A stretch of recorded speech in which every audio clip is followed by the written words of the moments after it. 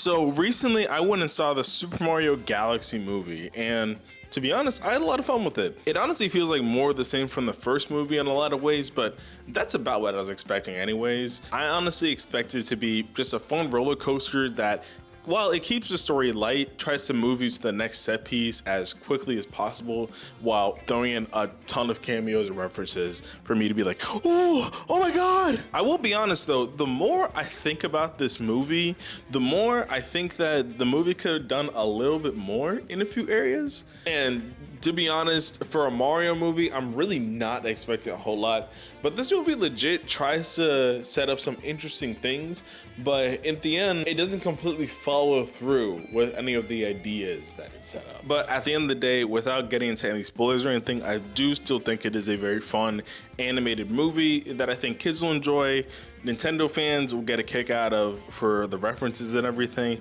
and parents, adults who are not familiar with Nintendo at all are going to be very, very lost and confused. So I want to start off by talking about what I liked about this movie, because there's a lot here that I really enjoyed. First of all, the animation, like last time, is top-notch stuff. You can really tell that the team had a lot of fun making this movie. Every scene is a visual treat, and there are a few points where the animation will actually change styles from like 3D CG to 2D hand animated, or from 3D CG to like a 2D sprite based art. Like there's a 2D animated scene in the middle of this movie that reintroduces the audience to Star Fox, and that scene in particular looks incredible. Like I need to find that clip on YouTube so I can see it again. It looks that good. There's also a really fun scene near the end of the movie with Mario and Peach that keeps on switching from the regular 3D CG animated style to the classic like 8-bit 2D sprite art, and I thought that scene was a lot of fun, even if it was super short. That was honestly one of my favorite parts of this movie, not only because of the transition between art styles, but also because I just enjoy watching these Mario characters go through these obstacle courses and do platforming stuff that they do in the video games. Yeah, who knew? When the Mario characters are doing Mario stuff from the games, I'm having a good time. All of the remix music is great, and we can rejoice because the licensed music has been significantly toned down from the first movie. Like, yeah, there are still a few instances where they play some licensed music, but I think it fits a lot better for the context of the scenes that they're in, so I don't mind them too much. I also like some of the new characters in this movie. Yoshi's great. I like how basically from the moment he's introduced, he's instantly one of the guys. He's instantly one of the Mario brothers. He's obviously really cute and really fun to watch when he's on screen. He honestly feels like he could be Mario and Luigi's pet, but he's also really self-sufficient in his own way, which I really mess with. Fox was also very cool to see, even if his appearance was spoiled a week before the movie came out,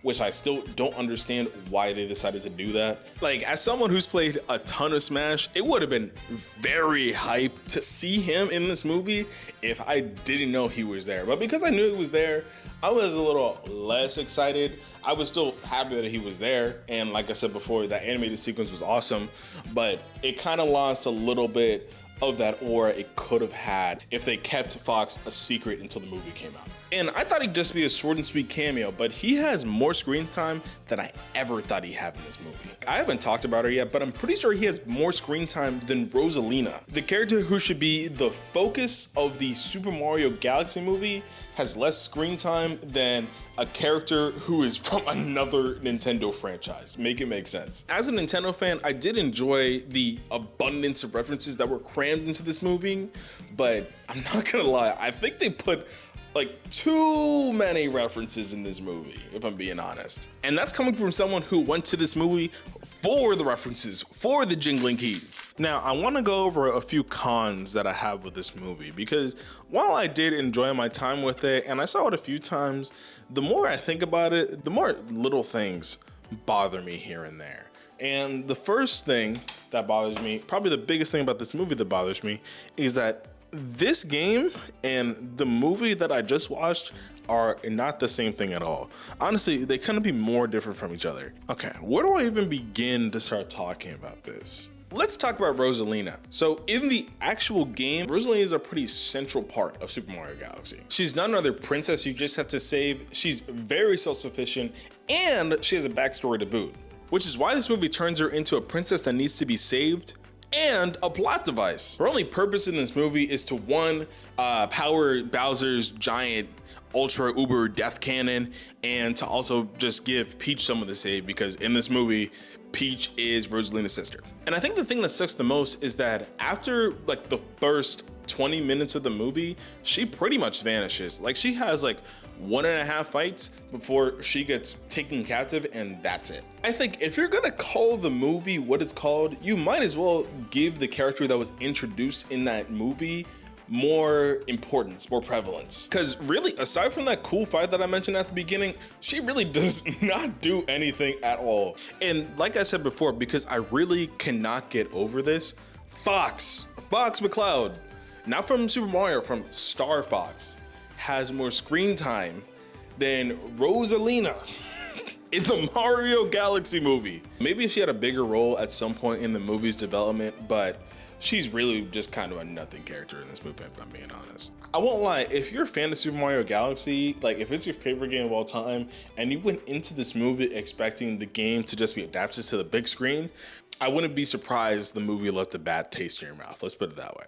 To be fair to the movie, it does take some elements from Galaxy, mainly the music, like I said before, and some specific locations from the game. The Comet Observatory is there in all its glory, but it's really only used as an arena to fight on at the beginning of the movie, and later on, it's only used as a means of transportation to get Mario and the gang onto Bowser's planet. Mario and the gang crash land on the Honey Hive Galaxy, and we get to see the bees that inhabit it and the queen bee as well. But they're really not there for that long. Like, Mario doesn't even get to transform into Bee Mario, which I feel is a missed opportunity because that power-up is all over that galaxy. But yeah, that's really the only galaxy that gets that much representation in this movie. So if you expected to see some of the more iconic galaxies from the games, like Gusty Garden Galaxy, Beach Bowl Galaxy, that one galaxy where you're rolling on a ball the entire level, that other galaxy where you're riding on a manta ray that I've always hated. None of that is there, and to me, that's very odd. Before the movie actually starts, you're shown a little graphic that says the Super Mario Bros.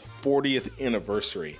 And honestly, I think that probably would have been a better name for this movie, because a good 60 to 70% of this movie is just so many references to other Mario games being thrown in your face. For God's sakes, Mario doesn't even do his most iconic move, the spin move, in this movie until like the very last minute, and it's a blink or miss it moment. The crazy thing is, they have him doing that in the promotional material, but it's something that he barely does in this movie. Obviously, it's a movie. I never expected Mario to be spamming this move all over the place, but at least show it for more than a brief second. Like, is that really too much to ask for? They could have taken so many things from Galaxy, but they decided to take what I think is less than the bare minimum, which is nuts in my opinion. Another gripe I have with this movie is that this movie somehow moves faster than the first movie did, which was also my complaint with the first movie, because that movie already moved fast. It's kind of funny because I rewatched the first movie again a little bit after seeing Mario Galaxy, and it's so weird. That movie feels like it's paced normally compared to how Mario Galaxy is paced. It's actually so weird. And I'd honestly be more fine with the breakneck pacing of this movie if this movie wasn't trying to set up some legitimately interesting things in a few areas. Because what this movie will do is it'll try to set some stuff up and lead you into a false sense of security that you're about to see something cool or see a cool character development, and then that thing either gets dropped or it gets solved within the next scene or two. And I guess my biggest gripe with all of that has to do with how Bowser is handled in this movie. So the movie establishes that Bowser is trying to turn over a new leaf after being shrunk down to the size of an amiibo in the last movie. He paints now, he goes to book club with Luigi, and he's actually trying to control his anger issues. And Mario obviously doesn't trust him. This is the same guy who tried to burn his brother alive in the last movie. I wouldn't trust him either. However, Bowser actually proves himself. Mario ends up reverting Bowser back to his normal size, and right where you'd think that Bowser's about to beat his ass, he actually gives him a big old smooch as thanks for making him big again. And he even ends up sacrificing himself to work in the honey mine so Mario and the gang can meet up with Peach. And when I saw that, I was like, yo, Bowser's actually a really chill guy. I thought it'd be a cool way to explain why Bowser's even present in stuff like Mario Kart or Mario Party or any Mario sports you can think of, because why would he be invited to a friendly competition after all he's done? But those thoughts get quickly interrupted by Bowser Jr. pulling up and abducting Bowser, and after that, it really does not take that much convincing for Bowser to switch up. And I don't know, maybe it's my fault for thinking they were gonna actually do something interesting with this plot point, but they don't. I also want to talk about how this movie might have too many cameos. So I very much understand that Mario is a long-running franchise. There are a lot of things that we can bring up and celebrate for this movie. I don't have an issue with that. Like I already said, Mario Galaxy does not get a whole lot of representation in this movie. Most of the references are from other Mario games. Like we get some Sunshine love, we get a lot of Odyssey love in this movie. Like the second location we see is the Sand Kingdom from Mario Odyssey.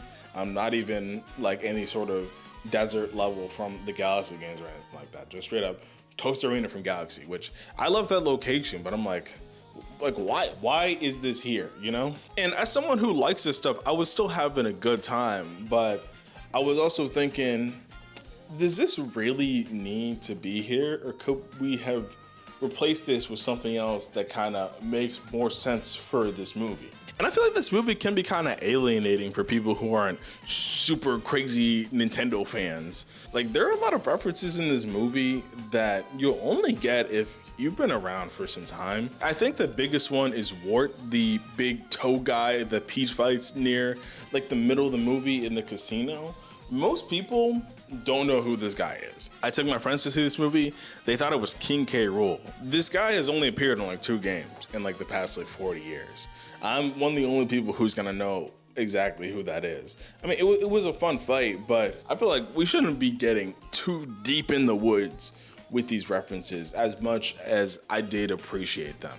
Because at least for me, I was like, I know who this guy is. I feel seen. But yeah, despite me airing out all my grievances, I still enjoyed my time with this movie. Like, if it was on the TV and I was cleaning or something, I'd probably keep it on. It's fun, but fun is also all it is, if you catch my drift. Hey, if you're seeing this, that means you made it to the end of the video. And I just want to say thank you so much for watching.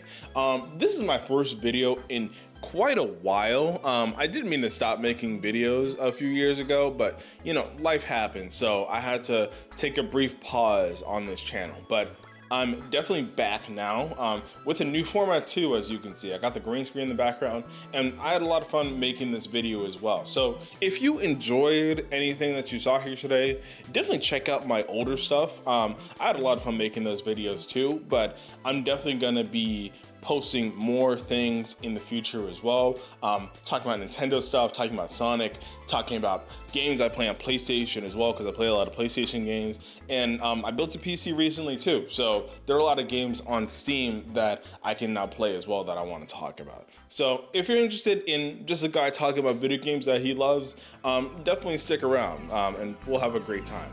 But yeah, I hope you have a good rest of your day, and I'll see you guys in the next one.